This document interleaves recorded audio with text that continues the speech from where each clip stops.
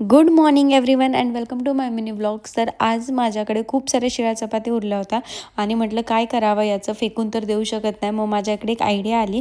तर सगळ्यात आधी मी घेतलं बेसन पीठ, त्यामध्ये सगळे आवडीचे मसाले टाकले मी आणि त्यानंतर यामध्ये तुम्ही थोडंसं तांदळाचं पीठ पण टाकू शकता आणि सर्व मिक्स केलं पाणी टाकून. त्यानंतर इथे मी शिळी चपाती घेतली, त्याला ते बॅटर सगळं लावून घेतलं पूर्ण चपातीला आणि त्याला एक रोल केला. आणि त्यानंतर ह्या रेसिपीला ॲक्च्युली मला नाव आठवत नव्हतं, सो मी ठेवलं की शिळ्या चपातीची भाकरवडी.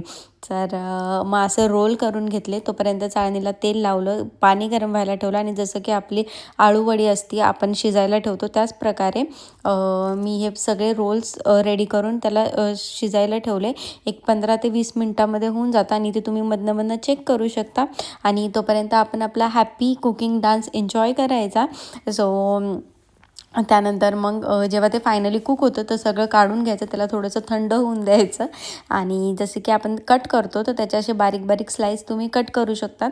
जास्त पण बारीक नाही, जास्त मोठे नाही. आणि तेल गरम करायचं, त्यामध्ये हे सगळे फ्राय करून घ्यायचं आणि त्यानंतर तुम्ही टेस्ट करून बघा, खरंच तुम्हाला खूप आवडेल. So thank you for watching.